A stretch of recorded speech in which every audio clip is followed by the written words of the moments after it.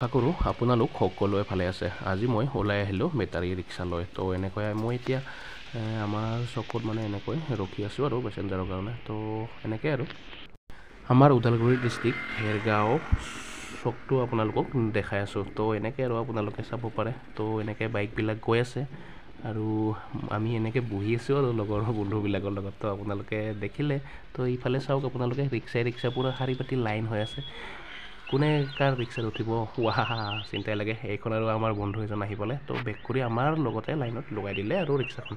তো এনেকৈ কোনোবাই স্কুলত গৈ আছে, কোনোবাই নিজৰ নিজৰ কামত গৈ আছে। তো এনেকৈ আৰু ব্যস্ত চহৰ নহয় চক চকত থাকি মানে বৰ হৈ গ'লোঁ। তো মই ঘৰত আহি পাই গ'লোঁ। এতিয়া ঘৰত আমাৰ এনেকৈ দুপৰীয়া সাজ বনাবৰ কাৰণে পূৰা লাই লফা এনেকৈ বাচি আছে আৰু এনেকৈ আৰু তো এতিয়া মানে খাৰ আঞ্জাৰ লগত এনেকৈ আলু ফ্ৰাই খাম।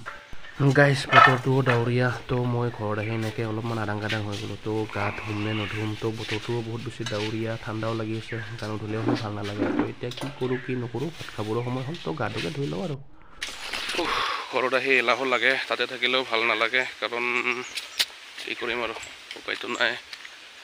এতিয়া এনেকৈ আৰু মই মোৰ গাহৰি তাকে চাবৰ কাৰণে আছোঁ আৰু গাইজ আমাৰ যিহেতু বাঁহৰ বেৰৰ ঘৰ। তো আমাৰ ঘৰৰ কাম চলি আছে। তো এনেকৈ আমাৰ বাঁহ কাটি থকা হৈছে আৰু তো আপোনালোকে দেখিলে খাই চাব লাগিব খাৰ আঞ্জা। ফাইনেলি গাইজ লাই লফা মাছৰ লগত খাৰ আঞ্জা বনোৱা হৈ গ'ল। তো মই এতিয়া টেষ্ট কৰিম। গাইজ এয়া আপোনালোকে দেখিবলৈ পালে লাই লফা আৰু মাছ পূৰা উতলি আছে আৰু এতিয়া খাম। খাই চাওঁ অলপ। হ'ব দে গাইজ আপোনালোকে এয়া দেখিবলৈ পাইছে ভিতৰত মানে এন্ধাৰ হৈ আছে। তো কালাৰটো মানে চিনি পোৱা নাছিলে। তো বাহিৰত আপোনালোকক কালাৰটো দেখাই আছোঁ। তো কেনেকুৱা হৈছে তো আৰু টেষ্ট কৰি আপোনালোকক কৈ আছোঁ কেনেকুৱা লাগে।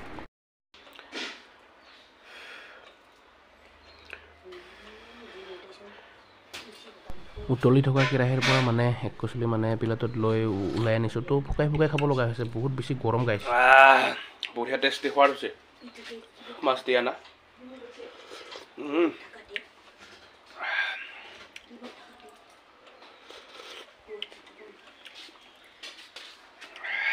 বঢ়িয়া টেষ্ট কৰি চালোঁ, বহুত বেছি ভালেই লাগিল। খাই টেষ্টি লাগিল দে। টেষ্ট কৰি চোৱা, প্লেটখন ধুব লাগিব নহ'লে গালি দিব মোক। পানী ওলাই নাইচোন, এইটো ভুলটো আজি।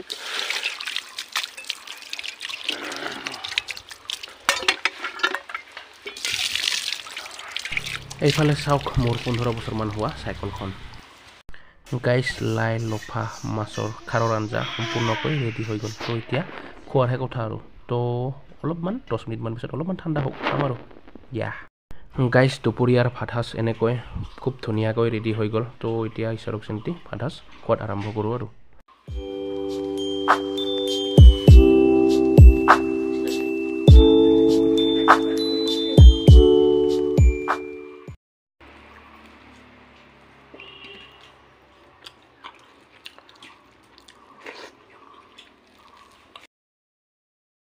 বঢ়িয়া হৈছেচোন। জাবৰাং দিছা।